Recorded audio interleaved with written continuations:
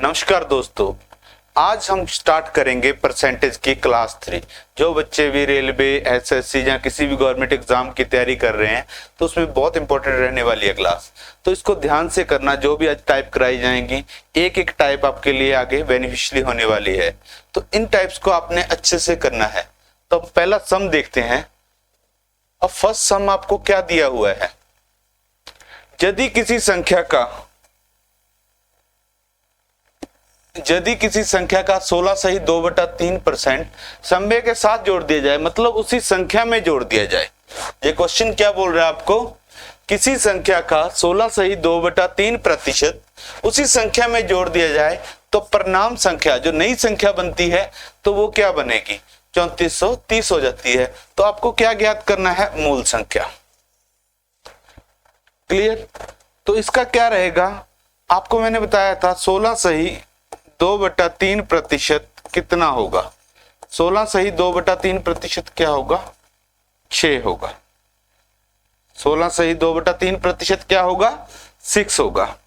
1/6। अब देखिए, अगर मैं कहूं मूल संख्या 6 है, मूल संख्या जो है 6 है, तो उसका 16 सही 2/3% कितना हुआ? 1 हो जाएगा। अगर मूल संख्या 6 है तो उसका 16 सही 2/3% कितना हो जाएगा? 6। अब क्वेश्चन को पढ़िए। मेन होता है आपका रीडिंग। मैंने आपको पहले बोला हुआ है, आपकी रीडिंग स्किल बढ़िया होनी चाहिए। अगर मेरा नंबर 6 है तो इसने ये बोला है उसका 16 सही 2/3% समव्य के साथ जोड़ दिया जाए। मतलब क्या है? अगर हमारी मूल संख्या 6 है तो उसका 16 सही 2/3% कितना हुआ? 1। अगर इसमें जोड़ दें तो नई संख्या क्या बनेगी? 7। हमारी नई संख्या क्या बन जाएगी? 7। अगर 6 में हम 1 जोड़ दें तो नई संख्या बनेगी जो 7। तो इसने बोला है आगे, तो परिणामी संख्या 3430 हो जाएगी। मतलब परिणामी संख्या हमारी कितनी हुई? 7। तो 7 की वैल्यू अगर 3430 है, 7 की वैल्यू 3430 है, तो 1 की वैल्यू क्या होगी? 3430 को 7 से भाग करें। क्लियर? 7 से भाग करेंगे तो क्या आएगा? 7 चौका 28, 9 0 कितना आ जाएगा? 490 आ जाएगा। अब देखिए, हमारे पास 1 यूनिट की वैल्यू आ गई। ये यूनिट है हमारे पास, ठीक है ना? 1 यूनिट की वैल्यू क्या आ गई? 490। हमारी मूल संख्या कितने यूनिट थी? 6 यूनिट। मूल संख्या कितने यूनिट थी? 6 यूनिट। तो 6 की वैल्यू क्या आ जाएगी? 490 गुना में 6। 1 यूनिट की वैल्यू क्या आई? 490। तो 6 यूनिट की वैल्यू क्या आ जाएगी? क्लियर? जैसे कि एक पेन 5 रुपए का हो, अगर मैंने 6 पेन खरीदने हैं तो क्या करूंगा? 6 से गुना कर दूंगा ना। तो वही चीज है, एक पेन की कीमत आ चुकी है, आपको 1 यूनिट की वैल्यू आ चुकी है 490। अब आपने क्या पता करना था? 6 यूनिट की वैल्यू। तो 6 यूनिट की वैल्यू क्या आ जाएगी? 490 को 6 से गुना कर दोगे। अब आपका क्या आएगा? 0 9 6 54 5 24 5 2940। क्या आंसर आ जाएगा आपका? 2940। तो मूल संख्या कितनी थी? 2940। अब इसका आंसर क्या आएगा आपका? मूल संख्या कितनी थी? 2940। समझाया? जितना भी जैसे बोल रहा है, अगर आपको बोल रहा है समव्य के साथ जोड़ा जाए, तो आप जो परसेंटेज वैल्यू होगी उसकी फ्रैक्शन में आई है उसको जोड़ दोगे। अगर आपको बोल रहा है वो कम कर दिया जाए तो आप कम कर दोगे। अब नेक्स्ट सवाल देखते हैं, आपको और भी क्लियर हो जाएगा। अब नेक्स्ट सवाल देखिए क्या है आपके पास। यदि किसी संख्या का 16 सही 2/3% उसी मद से घटा दिया जाए, मतलब उसी संख्या से घटा दिया जाए, तो परिणामी संख्या 225 हो जाती है। अब उसी तरह का है, लास्ट वाले सवाल में क्या किया था हमने? 16 सही 2/3% को जोड़ा गया था। अब इसमें क्या किया है? घटा दिया गया है। 16 सही 2/3%। 16 सही 2/3% की वैल्यू क्या है?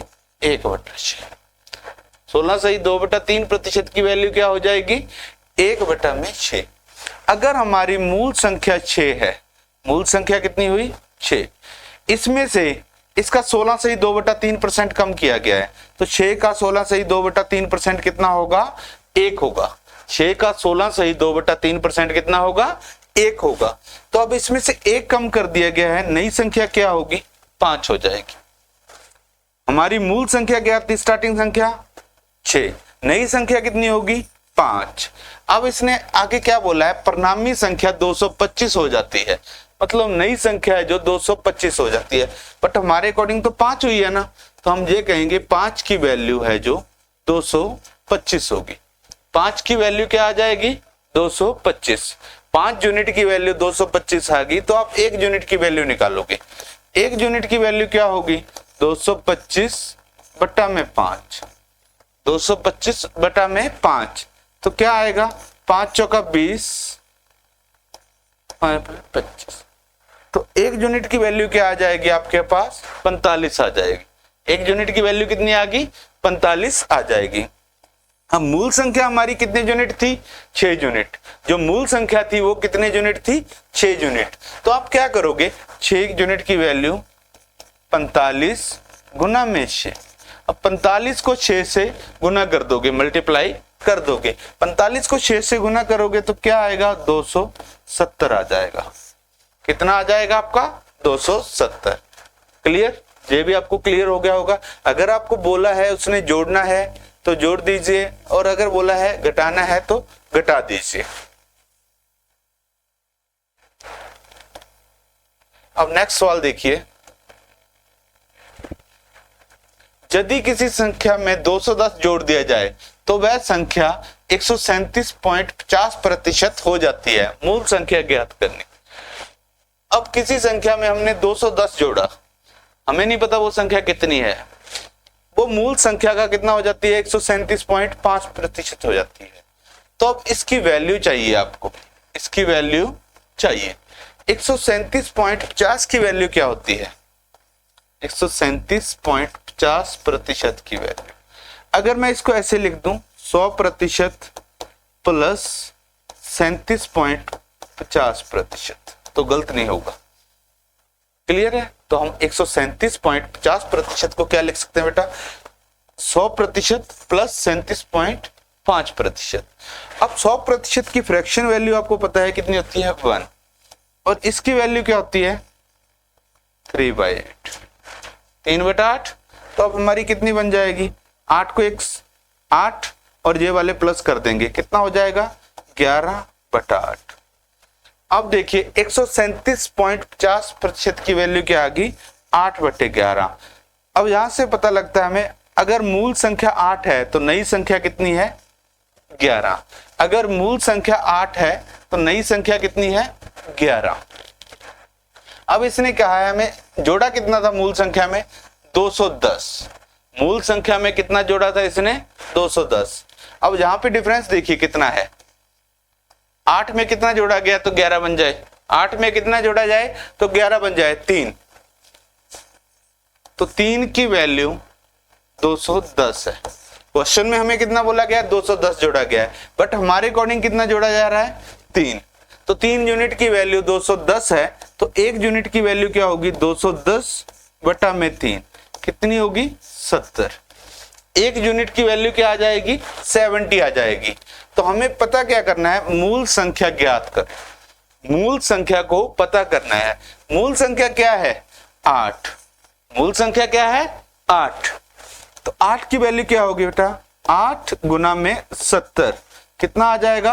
560। कितना आ जाएगा आपका आंसर? 560। क्लियर है? ये आपको समझ आ गया होगा। एक आप इसको डायरेक्ट और भी कर सकते हो। कोई भी चीज है खुद में 100% होती है, कोई भी चीज है खुद में 100% होती है।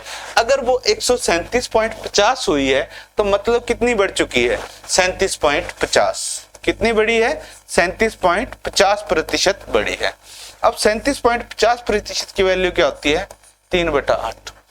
अगर ओरिजिनल वैल्यू 8 है तो उसका 37.5% कितना होगा? 3 होगा। तो मतलब हमें सीधा सीधा यहां से हिंट मिल रहा था वो कितनी इंक्रीज हुई है? 3 इंक्रीज हुई है। तो आप डायरेक्टली करोगे, ये आपको क्लियर करने के लिए इतना कराया गया था। तो आप डायरेक्टली देखिए, अगर मूल संख्या 8 थी तो उसमें कितना इंक्रीज हुआ है? 3 का इंक्रीज हुआ है। ये कितना कह रहा है? जोड़ा गया 210। तो 3 की वैल्यू 210 है, तो 1 की वैल्यू क्या आई? 70। हमें क्या निकालना था? मूल संख्या। मूल संख्या कितनी होगी 8, तो 70 गुना में 8, तो आपका आंसर क्या आ जाएगा 560। सेम आंसर आएगा, इस चीज को समझिए। ठीक है, हमें इतना भी सॉल्व करने की जरूरत नहीं थी। आपको जितना बोला गया है कि 137.50% हो जाती है, तो कोई भी संख्या है खुद में कितना होती है 100% तो वो खुद होती है, तो इंक्रीज कितना हुआ आप सिंपली देख सकते हो 37.5%। 37.5% की वैल्यू क्या होती है 3/8। अगर मूल संख्या 8 है तो उसका 37.5% कितना है 3 है, तो मतलब कितना इंक्रीज हुआ है 3 इंक्रीज हुआ है, तो 3 की वैल्यू 210 है, 1 की वैल्यू 70 है, तो 8 की वैल्यू क्या आ जाएगी 560 आ जाएगी।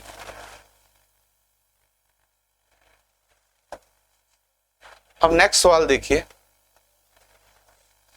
2010 में एक शहर की जनसंख्या 7,72,900 थी। ठीक है, 2010 में एक शहर की जनसंख्या कितनी है 72,900 है। यदि जनसंख्या वृद्धि 12.1/2% हो तो 2009 में ज्ञात करनी है। अब देखिए 2009 में हमें पहले का पूछ लिया इसने, 2009 में हमने बताना है इसको, और 2010 में हमें दिया गया है। क्लियर, 2010 में कितना दिया गया 7,29,100, यही चीज है। सबसे पहले आपकी क्वेश्चन रीडिंग होनी चाहिए। क्वेश्चन रीडिंग क्या है कि आपको 2009 का वो पूछ रहा है और 2010 का आपको बताया हुआ है। जो वृद्धि हो रही है वो क्या है 12.1/2%। इंक्रीज कितना हो रहा है 12.1/2%। अब इसकी वैल्यू क्या होती है 1/8। अगर मूल संख्या 8 है तो उसका 12.1/2% कितना है 1 है।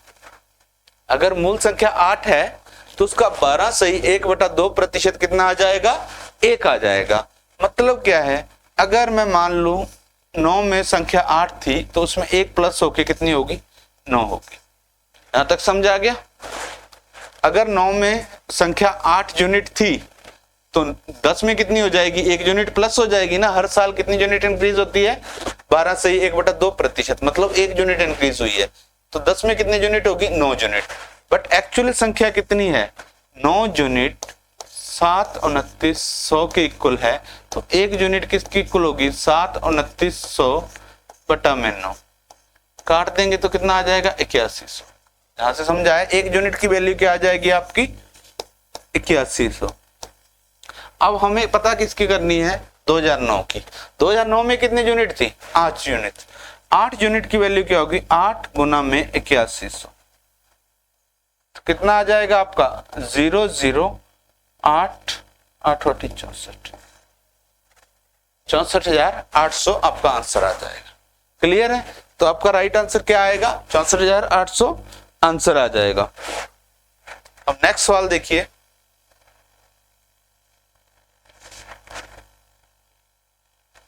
Two is what percent of 50।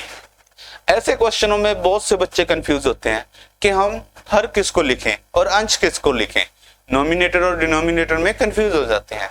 तो आप एक चीज ध्यान करना बस इसमें, अगर आप इंग्लिश में रीड कर रहे हो क्वेश्चन को तो जिसके साथ ऑफ है वो नीचे आएगा, जिसके साथ ऑफ है तो वो नीचे आएगा। जैसे आपको कहा है 2 इज व्हाट परसेंट ऑफ 50, तो आप सिंपली लिखोगे 2/50। और हिंदी में क्या देखते हैं जिसके साथ का है, ऑफ का मतलब क्या होता है हिंदी में, इंग्लिश में अगर ऑफ लिखा है तो उसका हिंदी में मतलब क्या है का। हिंदी में मतलब क्या है का, तो हिंदी में क्या देखते हैं हम का, जिसके साथ का है वो नीचे आएगा। तो अब आपको पूछा क्या गया था 2 इज व्हाट परसेंट ऑफ 50, तो आप क्या करोगे 2 को ऊपर रखोगे 50 को नीचे रखोगे, तो यहां से कट करेंगे क्या आएगा 1/25। अब 1/25 आपको बताया था इसकी होती है परसेंटेज, इसकी परसेंटेज वैल्यू क्या आएगी 4%, इसकी परसेंटेज वैल्यू क्या आएगी 4%। ठीक है, बहुत से ऐसे बच्चे भी होंगे जो एग्जाम में जाएंगे और भूल जाएंगे कि इसकी नहीं याद हमें 1/25 आ गया, तो आप क्या कर रहे हो 2/50। अब आपको फ्रैक्शन वैल्यू नहीं याद तो आप क्या करोगे 100 से गुना कर लो, क्या करोगे 100 से गुना कर लो। तो 50 से कट किया तो कितना आ जाएगा 2, 2 को 2 से गुना कर दिया तो कितना आ जाएगा 4%। 2 को 2 से गुना कर रहे हैं तो कितना आएगा 4%। तो हमारा आंसर क्या आ जाएगा, 4% आंसर आ जाएगा। अब नेक्स्ट सवाल देखिए, इस सवाल को ध्यान समझना। एक छात्र ने किसी संख्या को 5/3 की बजाय 3/5 से गुना कर दिया। उसको बोला क्या गया, 5/3 से गुना कीजिए, परंतु उसने क्या किया, 3/5 से गुना कर दिया। तो गणना में कितने % त्रुटि आई। ठीक है, इसके दो मेथड हैं। आप एक तो है, एक ऐसी संख्या ढूंढिए जो नीचे दोनों पे डिवाइड हो जाए, जो दोनों पे डिवाइड हो जाए। मान लीजिए वो संख्या क्या है, 15। वो संख्या क्या है, 15। हम मानते हैं 15 को पहले 5/3 से मल्टीप्लाई करना था। अगर वो 5/3 से करता तो कितना आता आंसर, 25। उसने क्या किया, 3/5 से कर दिया। 15 को 3/5 से कर दिया तो कितना आंसर आया, 9। समझा गया। वो संख्या हमने 15 मान ली, वो अगर 5/3 से करता तो कितना आंसर आता, 25। उसने क्या किया, 3/5 से कर दिया तो 9 आंसर आया। अब आंसर देखिए कितना कम हो गया, कितना कम हो गया, 16। किससे कम हुआ, 25 से। आना हमारा एक्यूरेट आंसर क्या था, 25। तो 16/25 गुना में 100, 4 से कट करेंगे तो क्या आ जाएगा, 64%। क्या हमारा आंसर आएगा, 64%। एक आपको डायरेक्ट मेथड बताता हूं। आपको क्या था, 5/3 से गुना करना था, 3/5 से गुना कर लिया। आप इन दोनों की मल्टीप्लाई कर दीजिए। 5 गुना 5 25 और 3 गुना 3 9। मतलब आपका आंसर कितना आना था, 25। पहले इससे मल्टीप्लाई आनी थी ना, तो 25 आना था, आया कितना, 9। वही चीज वो आपकी डायरेक्टली बन जाएगी। तो कितना कम हुआ, 16/25 गुना में 100 किया तो क्या आ जाएगा, 64%। कितना आ जाएगा आपका, 64%। अब नेक्स्ट सवाल रीड कीजिए।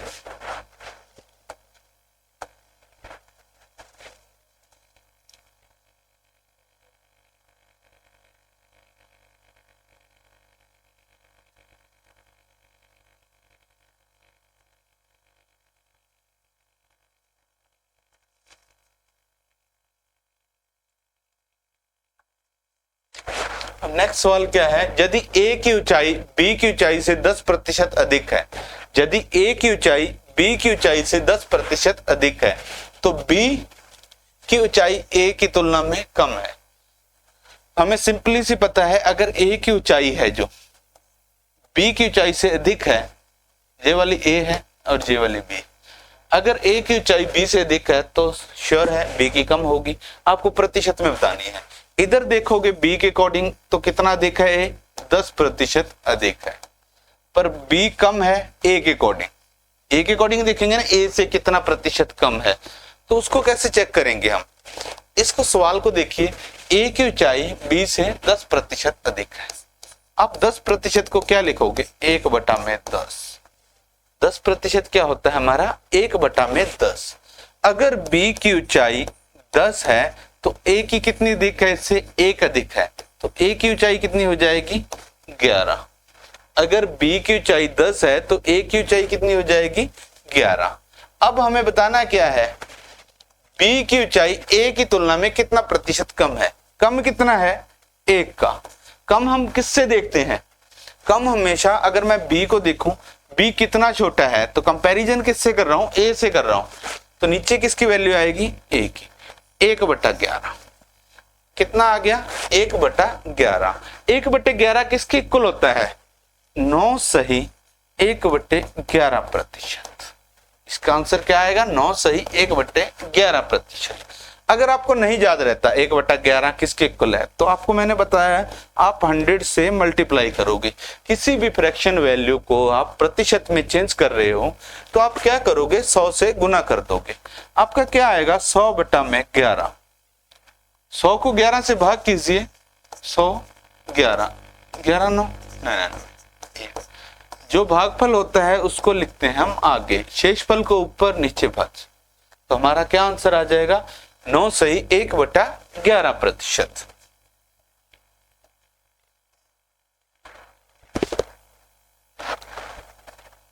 अब इस सवाल को समझने से पहले एक चीज समझिए। मान लीजिए आपके घर है, चीनी है, चीनी का रेट है जो आज 25 रुपए किलोग्राम है, 25 रुपए की 1 kg आती है, 1 kg आएगी। और आपके घर है जो क्वांटिटी आ रही है 4 kg आ रही है, तो आपका खर्चा कितना हो रहा है? 100 रुपए हो रहा है। समझा है? 25 रुपए किलो चीनी आ रही है तो क्या आ रहा है? 4 kg आ रही है और 100 रुपए खर्चा हो गया। कल को चीनी का रेट 25 से 20 हो जाए, 25 से क्या हो जाए? 20, और आपके घर वाले कहें हमने तो चीनी पे खर्चा 100 रुपए ही करना है, हम खर्चा चेंज नहीं करेंगे, रोज रोज बदल नहीं सकते। आपके घर वाले कहें हमने चीनी पे खर्चा उतना ही रखना है, अब खर्चा उतना रखना है, रेट कम हो गया तो आप क्या करोगे? जो खपत थी उसको ज्यादा कर लोगे। अगर पहले चीनी कम खाते थे अब ज्यादा करोगे, चाहे ज्यादा मीठी पियोगे। तो अब क्या होगा? अब कितनी चीनी आएगी आपकी? 5। क्लियर? अब इसको देखिए, इसका अनुपात बनाएंगे, 5 से कट किया 5, इसको 5 से कट किया 4। पहले रेट का अनुपात कितना था? 5:4। तो क्वांटिटी का अनुपात क्या हो गया? 4:5। किस कंडीशन में? जब एक्सपेंडिचर, जो हमारा खर्चा है, बदले ना, मतलब दो चीजों में चेंज आ रहा है, तीसरी चीज बदले ना, तो क्या चीज होती है? इसका रेशो है जो पलट जाता है, जो रेट का रेशो है खपत की रेशो के साथ पलट जाता है। ये 5:4 था तो आपका क्या हुआ? 4:5 हो गया। क्यों? एक्सपेंडिचर सेम था। अब इसी तरह सवाल देखिए आपका, चावल की कीमत 25% बढ़ा दी जाए, मतलब चावल की कीमत कितनी थी उससे 25% बढ़ा दी जाए, तो खपत में कितने प्रतिशत कमी की करनी होगी ताकि चावल पे उसका खर्च ना बढ़े? मतलब जितना पहले खर्चा कर रहे थे, चाहे 100 रुपए चावल पे खर्चा कर रहे थे, चाहे 200 रुपए कर रहे थे, मतलब खर्चा हमने वो ही रखना है, उस पे 1 रुपए भी खर्चा ज्यादा नहीं करना। क्लियर? तो उसको देखिए आप कैसे करोगे। अब क्या है? 25% बढ़ा दिया गया है। 25% की वैल्यू क्या होती है? 1/4। 25% की वैल्यू क्या है आपकी? 1/4। अगर पहले 4 रुपए रेट था तो कितना ज्यादा हो गया? 1 रुपए। तो अब नया रेट कितना हो गया? 5। पहले 4 रुपए रेट था तो नया रेट क्या हो गया? 5। तो अब मैंने आपको बताया था क्वांटिटी क्या होती है, जो खपत होती है वो उल्टा हो जाती है। अगर पहले हम 5 किलो चावल खा रहे थे, आज कितने खाएंगे? 4 किलो खाएंगे, क्योंकि एक्सपेंडिचर है जो पहले जितना ही सेम रहा, दोनों ही सेम रहे। समझाया? पहले अगर 4 रुपए किलो चावल आ रहे थे, आज कितने रुपए किलो आ रहे हैं? 5 रुपए किलो आ रहे हैं, तो रेट ज्यादा हो गया। तो अब आप क्या करोगे? जो खपत है वो कम कर दोगे। तो पहले 5 kg चावल खाते थे, आज कितना खाओगे? 4 kg। अब चावल की खपत आपने कितना कम कर दी? 1 kg। किससे खपत की है? जब भी कम करोगे तो बड़ी संख्या नीचे आएगी, तो बड़ी संख्या नीचे लिख दी 1/5। बड़ी संख्या क्या है? 1/5। 1/5 क्या होगा आपका? अभी आपको फ्रैक्शन वैल्यू बताई थी ना, 1/5 की कितनी आ जाएगी? 20%। 1/5 की वैल्यू क्या होगी आपकी? 20%। अब नेक्स्ट सवाल देखिए, ये भी जो लास्ट सवाल किया है उसी की तरह है। इसमें परसेंटेज नहीं दिया हमें रेट दे दिया जाता है कि जो एग्जामिनर होता है वो अलग अलग तरीके से बनाता है, सवाल वही होते हैं, उसको चेंज करने की कोशिश करता है कि बच्चों के माइंड के साथ कैसे खेला जाए, क्योंकि सेम सम नहीं देगा, हर बार चेंज करता है। अब इसमें क्या कीमत दे दी तो आप वहीं से सॉल्व करोगे इसको। पहले कीमत क्या थी? 6 रुपए किलोग्राम, और बढ़कर कितनी होगी? 7.5 रुपए, 7 रुपए 50 पैसे होगी। यदि व्यय नहीं बढ़ सकता तो उपभोग में कमी का प्रतिशत, मतलब व्यय जो खर्चा हमारा वो सेम रहना चाहिए, तो उपभोग में कितनी कमी करेंगे हम? जो कंजप्शन कर रहे थे पहले, कितनी चीज खा रहे थे, अब कितनी खाएंगे? अब यहां से रेशो बना लीजिए आप। अब इसको 1.5 से कट कर देंगे तो कितना आ जाएगा? 4। अब आपको टेबल आनी चाहिए। 1.5 देखिए, 1.5 प्लस 1.5 प्लस 1.5 प्लस 1.5, मतलब 1.5 को 4 से गुना करोगे तो क्या आता है? 6 आता है। तो 1.5 को 5 से गुना करोगे तो क्या आता है? 7। तो यहां से क्या हो गया? 4:5 हो गया। जो रेट का प्राइस का अनुपात है वो कितना हो गया? 4:5। तो आपका खपत का अनुपात कितना हो जाएगा? 5:4। कितना कम हो गया? 1 कम हुआ। किससे? 5 से। तो क्या आएगा? 1/5 20%। 1/5 क्या आ जाएगा? 20%। बस आपको सवालों को समझना है, समझने के बाद इतना इजी हो जाएगा, आप पेन भी नहीं उठाओगे। पहले आपको सवालों को समझना है, करना सीखना है, उसके बाद आप काम करोगे स्पीड पे। जब स्पीड पे काम करोगे, प्रैक्टिस करोगे, तो आपको इतना इजी हो जाएगा। मोस्टली सवाल तो आपको याद होंगे, इनके आंसर क्या आएंगे। 25% बढ़ाए तो 20% कम कर दो, ये चीजें आपको याद हो जाएंगी, इनको ध्यान रखना।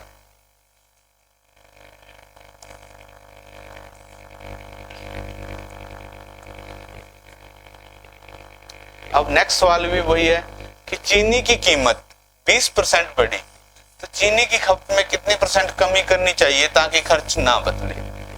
ठीक है, जो भी सवाल कराया था, अभी आपके 2 सवाल हो चुके हैं इस टाइप से। तो तीसरा सवाल देखिए, कीमत कितनी बढ़ी है? 20%। 20% क्या होगी? 1/5। अगर पहले 5 रुपए कीमत थी तो उसका 20% कितना है? 1 रुपए। 5 का 20% कितना है? 1 रुपए। अगर पहले 5 रुपए कीमत थी तो मतलब 1 रुपए इंक्रीज होगी, कितनी होगी? 6 रुपए होगी। तो आपको खर्च में बदलाव नहीं करना, तो आप क्या करोगे? कंजप्शन को उल्टा कर दोगे। अगर पहले चीनी 6 किलो खाते थे, आज कितना खाओगे? 5 केजी। पहले 6 केजी खाते थे, अब क्या? 5 केजी खाओगे। अब देखिए कितना कम कर दिया आपने, 1 किससे? 6 से। 1/6 किसके इक्वल होता है? आपको याद कराई थी फर्स्ट वीडियो में। फर्स्ट वीडियो में आपको कराया गया था परसेंटेज की फ्रैक्शन वैल्यूज और फ्रैक्शन की परसेंटेज वैल्यू। तो 1/6 किसके इक्वल है? 16 सही 2/3%। ठीक है, कई यहाँ पे महारथी भी होंगे इनके याद ही नहीं होंगे, तो वो क्या करेंगे? एग्जाम में 100 से गुना कर देंगे। क्या करेंगे? 100 से गुना कर देंगे। अब 1/6 आ गया तो 100 से गुना किया तो 2 से कट गया 3, 2 से कट गया 50। क्या बन जाएगा? 50/3। 50 को 3 से भाग करेंगे, क्या आएगा? 16 तिया 48 बटा 16 तिया 48 बटा, तो आपका क्या बन जाएगा? 16 सही 2/3%। तो मेन आपकी वैल्यू ये है, तो आपको लर्न होने चाहिए। आप इतना टाइम नहीं है, आप डिवाइड करो, मल्टीप्लाई करो, उन्हीं से तो बचने के लिए हमने वो लर्न किए थे। अगर इन चीजों को लर्न करोगे, मैंने आपको फर्स्ट टाइम भी कहा था कि आपका आधे ज्यादा मैथ हो जाएगा। इसको अच्छे से कर लोगे, इस चैप्टर को अच्छे से कर लोगे, तो आपका आधे ज्यादा मैथ हो जाएगा। आधे से ज्यादा एग्जाम में क्वेश्चन आप इसी डिपेंड कर दोगे, इन्हीं को सॉल्व करके कर दोगे। अब नेक्स्ट क्वेश्चन देखिए,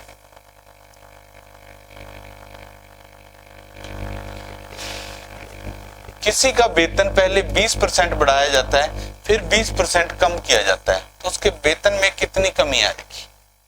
उसके वेतन में कितनी कमी आएगी? इसके लिए देखिए 3 तरह के सवाल आते हैं, इनके लिए अलग अलग फॉर्मूले रहते हैं। इस चीज को हम सवाल को बाद में करेंगे। पहले मान लीजिए किसी के वेतन में 20% बढ़ा दिया जाए, फिर 10% बढ़ा दिया जाए, तो नेट कितना बढ़ेगा? मतलब आज किसी चीज को हम 20% इंक्रीज करते हैं, कल को उसको 10% और इंक्रीज करते हैं, तो नेट कितना करेंगे? अब मोस्टली बच्चों का आंसर होगा 30% करेंगे। तो 30% नहीं होगा। मान के चलिए किसी चीज का रेट 100 रुपए था, जब उसको 20% बढ़ाया तो उसका रेट कितना हो गया? 120। क्योंकि 100 का 20% क्या होता है? 120। अब 10% बढ़ाएंगे ना जब, तो 120 का 10% होगा। 120 का 10%, 120 का 10% कितना होता है? किसी का भी 10% निकालना है तो लास्ट में 0 है तो 0 काट दीजिए, तो इसका 10% कितना हो गया? 12। अब 12 इंक्रीज होंगे तो कितना हो जाएगा? 132 हो जाएगा। अब 100 के अकॉर्डिंग देखिए नेट कितना इंक्रीज हुआ? 32%, क्योंकि प्रतिशत हम 100 पे देखते हैं, तो क्या इंक्रीज हुआ? 32%। ठीक है, इसके 2 फॉर्मूले हैं। आप एक तो इस तरह कर सकते हो, पहले x% इंक्रीज हुआ, फिर y% इंक्रीज हुआ। नेट कितना इंक्रीज होगा? x + y + xy बटा में 100। इस फॉर्मूले में लगा दीजिए। ठीक है, नहीं तो आप दूसरे देखिए, इस फॉर्मूले से पहले करके देखते हैं सवाल को क्या होगा। x + y 20 + 10 + 20 × 10 200 बटा में 100। 0 से 0 कट गया, 20 और 10 30 और 2 32। क्या आ गया? 32%। एक आपको मैंने फ्रैक्शन वाला मेथड कराया था, अगर आप उससे करोगे तो क्या होगा? 20% की वैल्यू क्या होती है आपकी? 1/5। मतलब पहले 5 थी तो 1 प्लस होगी, नई संख्या क्या होगी? 6। दूसरा क्या है? 10%। 10% क्या होता है? 1/10। अगर पहले 10 थी तो नई संख्या क्या होगी? 11 होगी। 11/10। क्या आ जाएगा 6/5 गुना में 11/10। अब देखिए ऊपर मल्टीप्लाई की तो आपने 66, नीचे 50। अगर हमारी संख्या 50 थी तो नई संख्या कितनी बन गई 66 बन गई। कितना इंक्रीज हुआ है 16 का इंक्रीज हुआ। किससे इंक्रीज हुआ 50 से, गुना में 10। कितना आ जाएगा आपके पास 32%। आप किसी भी तरीके से इसको कर सकते हो, आप किसी भी तरीके से कर सकते हो। ये फॉर्मूला लगाना है फॉर्मूला लगा दीजिए, अगर इस तरह करना है। अब देखिए अगर दोनों प्लस थे तो प्लस हो गया, तो फॉर्मूले में क्या रहेगा, अगर माइनस आ जाए तो कैसे करोगे, पहले माइनस का x परसेंट इंक्रीज हो गया, फिर y% डिक्रीज हो गया। अब देखिए आपको रट्टा नहीं मारना, इसी से फॉर्मूला बनाएंगे हम। x प्लस का है तो x लिख दिया, अब y माइनस का है, यहाँ पे प्लस का था तो यहाँ माइनस का है माइनस। अब कोई भी यहाँ पे क्या है, दोनों की मल्टीप्लाई है, कोई दो नंबर एक साथ लिखे हैं तो मतलब उनकी गुना हो रही है, मतलब उनकी गुना हो रही है। एक प्लस का हो एक माइनस का हो, दो संख्याओं की गुना होती है तो साइन क्या आता है, माइनस का आता है। तो फॉर्मूला क्या बन जाएगा, माइनस XY। अगर दोनों ही कमियां आ जाएं, पहले x% कमी कर दी जाए, फिर y% कमी कर दी जाए। अब देखिए इस फॉर्मूले को, पहले x भी माइनस का हो गया और y भी माइनस का। अब जहां पर x और y की गुना है, अगर दोनों माइनस के हैं उनकी गुना करेंगे तो क्या करेंगे, प्लस हो जाएगा, प्लस XY बटा में 100। इन फार्मूलों को नोट कर लेना, ठीक है। अब हम करेंगे सवाल, इसको इस चीज को समझ आ गई आपको, इनको नोट कर लेना। अब करते हैं हम सम देखिए कैसे करें। आपको क्या बोला गया, वेतन में पहले 20% बढ़ाया गया, पहले 20% बढ़ा दिया गया, फिर 20% कम कर दिया गया। अब देखिए पहले 20% बढ़ा दिया, प्लस का 20 माइनस का 20, माइनस आता है फिर इन दोनों की गुना होती है, 20 गुना 20 400 बटा में 100, 0 से 0 कट गया। अब देखिए एक सेम चीज प्लस की हो तो सेम चीज माइनस की हो, कट जाती है, तो क्या बचा आपका पास माइनस का 4। आप क्या कहोगे 4% कमी हुई है। अगर किसी आंसर के आगे माइनस आ गया है तो उसका मतलब कमी हुई है। तो और दूसरी बात याद रखना, अगर सेम परसेंटेज इंक्रीज हुई है, सेम ही परसेंटेज डिक्रीज हुई है तो हमेशा ही कमी होती है, हमेशा ही कमी होती है। और कमी कितनी होती है, इतना भी करने की जरूरत ना पड़ती है आपको, हमेशा ही कमी होगी। कितनी होगी, जितनी वैल्यू दी है उसका स्क्वायर बटा में 100। इसका स्क्वायर क्या होगा 400 बटा में 100, कितना आएगा 4% कमी होगी। समझ आ गया इस मेथड को, हमेशा ही कमी होगी।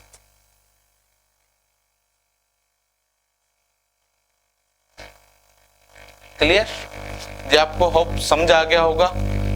इसको अच्छे से करना। अब मिलते हैं हम नेक्स्ट वीडियो में। Thank you.